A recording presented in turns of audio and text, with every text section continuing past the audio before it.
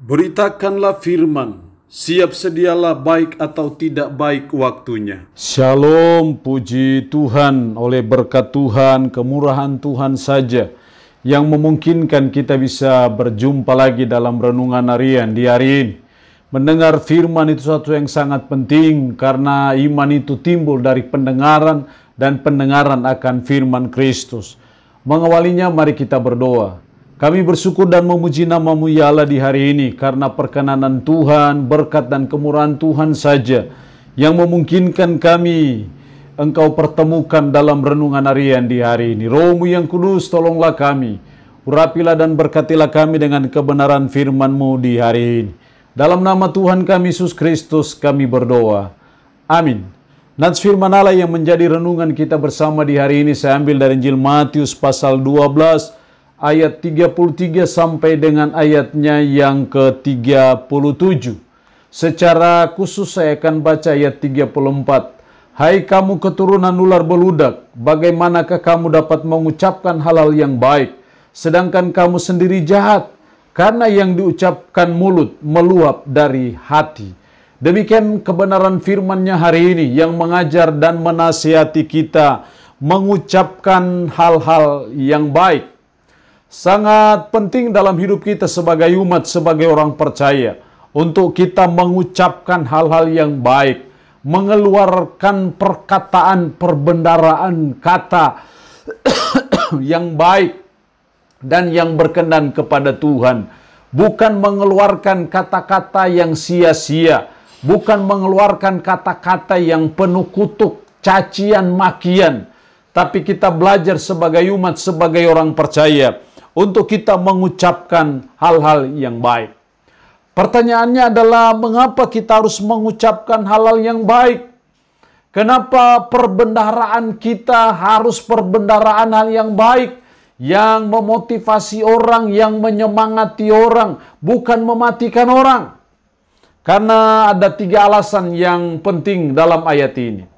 Yang pertama, dalam ayatnya yang ke-33 sampai 35, jikalau suatu pohon kamu katakan baik, maka baik pula buahnya. Jikalau suatu pohon kamu katakan tidak baik, maka tidak baik pula buahnya, sebab dari buahnya pohon itu dikenal. Ayat 35, orang yang baik mengeluarkan hal-hal yang baik dari perbendaharaannya yang baik. Dan orang yang jahat mengeluarkan hal-hal yang jahat dari perbendaharaannya yang jahat. Jadi kenapa kita harus mengucapkan hal-hal yang baik? Karena ucapan kita menentukan siapa kita sesungguhnya. Kalau kita mengeluarkan kata-kata yang tidak baik, berarti sesungguhnya barat pohon itu pohon yang tidak baik. Karena pohon yang baik pasti mengeluarkan buah yang baik. Pohon yang tidak baik pasti mengeluarkan buah yang tidak baik. Demikian juga saudara dan saya. Apa kata-kata kita, apa ucapan kita menentukan siapa kita sesungguhnya. Makanya ayat 34, hai kamu keturunan ular beludak, bagaimana kamu dapat mengucapkan hal-hal yang baik, sedangkan kamu sendiri jahat? Karena yang diucapkan mulut meluap dari hati. Orang yang baik mengeluarkan hal-hal yang baik dari perbendaharaannya yang baik.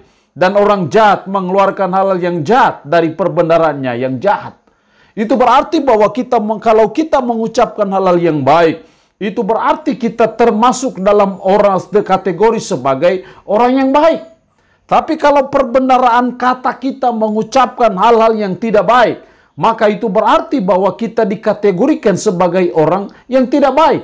Karena apa? Orang baik mengeluarkan kata-kata yang baik. Dan orang jahat mengeluarkan kata-kata yang jahat. Jadi sangat penting dalam hidup kita sebagai umat. Untuk kita terus belajar mengucapkan hal-hal yang baik dalam kehidupan kita. Alasan yang kedua kenapa kita harus mengucapkan hal-hal yang baik. Ayat 36.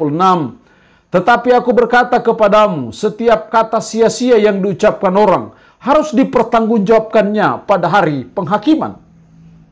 Setiap kata sia-sia yang diucapkan orang harus dipertanggungjawabkannya pada hari penghakiman. Jadi kenapa kita harus mengucapkan hal-hal yang baik? Karena suatu waktu kita akan mempertanggungjawabkan di hadapan Tuhan apa yang kita katakan. Karena itu kita belajar dan terus berusaha supaya perbendaharaan kata kita hanya mengucapkan hal-hal yang baik, bukan mengucapkan hal-hal yang jahat.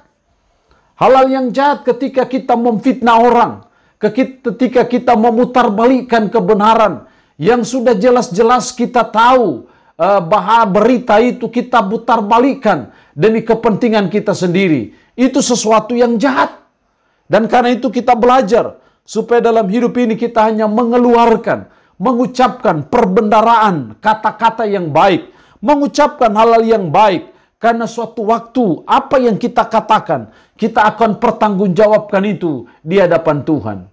Alasan yang ketiga, kenapa kita harus mengucapkan hal-hal yang baik, ayat 37. Karena menurut ucapanmu engkau akan dibenarkan, dan menurut ucapanmu pula engkau akan dihukum. Ucapan kita menentukan kehidupan kita nanti. Apakah kita akan dibenarkan atau tidak dibenarkan? Apakah kita akan dihukum atau tidak dihukum? Itu sangat dipengaruhi dan ditentukan oleh ucapan kita. Karena itu mengucapkan hal-hal yang baik, mengeluarkan perbendaharaan kata yang baik di mata Tuhan, itu sesuatu yang sangat penting karena ucapan kita menentukan kehidupan kita nanti. Dengan mulut kita yang berkata dan mengakui bahwa Yesus itu Tuhan saya, bahwa Yesus itu satu-satunya penyelamat saya, dan saya percaya dan beriman kepada Dia. Dengan ucapanmu yang seperti itulah engkau akan dibenarkan. Tapi ketika Anda mengucapkan hal-hal yang menentang Yesus Kristus, yang mengatakan bahwa saya tidak percaya kalau Yesus itu Tuhan, kalau Yesus itu penyelamat saya, kalau Yesus itu mati di Kalvari demi dan untuk menebus dosa saya, maka ucapanmu yang seperti itulah yang membawa engkau kepada penghukuman. Karena itu mengucapkan sesuatu yang baik, hal-hal yang baik, perbendaharaan yang baik, itu sangat penting dalam hidup kita sebagai umat, sebagai orang percaya. Allah yang punya firman ini memberkati kita dengan firman-Nya di hari ini. Amin. Mari kita berdoa, puji syukur untuk kebenaran firman-Mu hari ini, yang mengajar dan menasihati kami untuk kami mengucapkan hal-hal yang baik, memiliki perbendaharaan kata yang baik dalam kehidupan kami sehari-hari. Karena ucapan menentukan siapa kami yang sesungguhnya. Karena suatu waktu kami akan mempertanggungjawabkan di hadapan Tuhan apa yang kami ucapkan. Karena ucapan kami menentukan kehidupan kami di nanti sana ketika kami mengalami kematian.